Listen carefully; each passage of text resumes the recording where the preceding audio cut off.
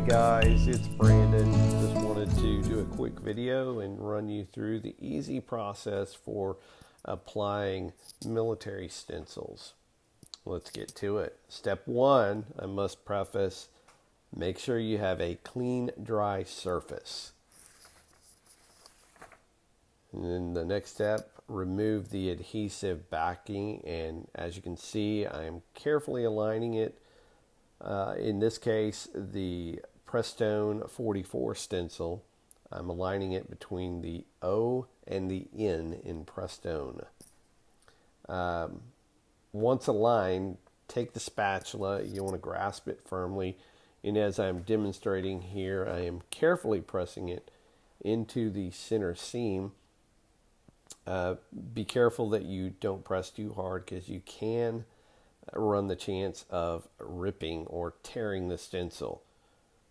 But you want to also make sure you have a good seal with the stencil to the surface of the hood, because you do not want the paint to bleed under the edges.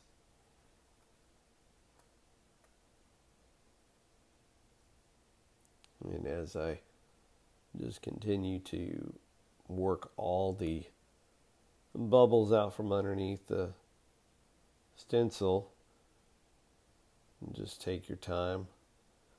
And now I will say that in doing this, you can get rid of all the bubbles. I honestly don't see that just having a few little bubbles is going to affect the appearance and the proper application of the paint with the stencils.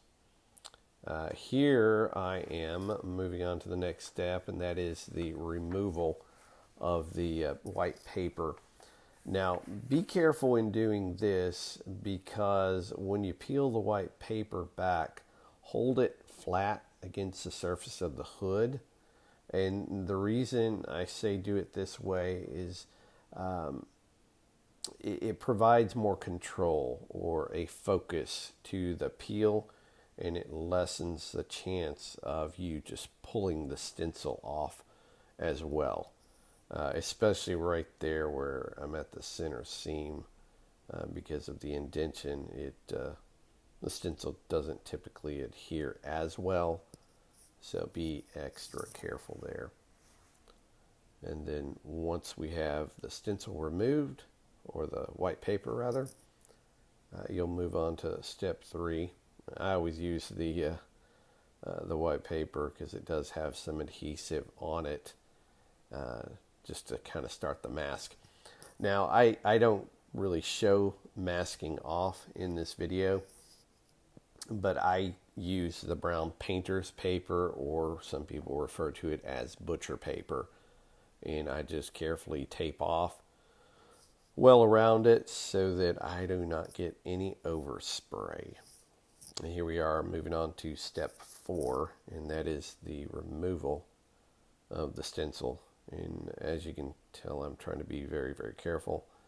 I do not want to touch or mar the fresh paint.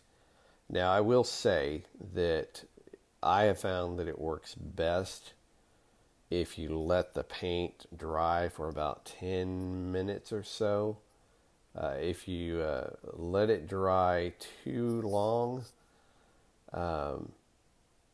the paint will set up, and the stencil has a tendency to stick to the paint, and it makes it very challenging to carefully remove the stencil.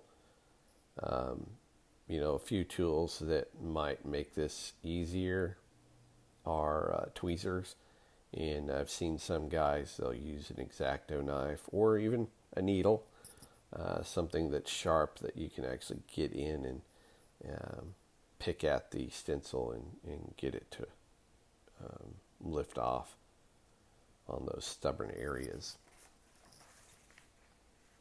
So, and voila, there we got the last bit.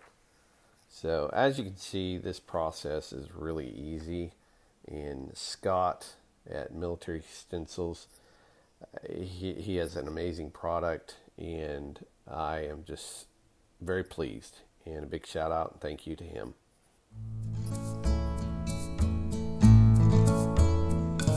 you.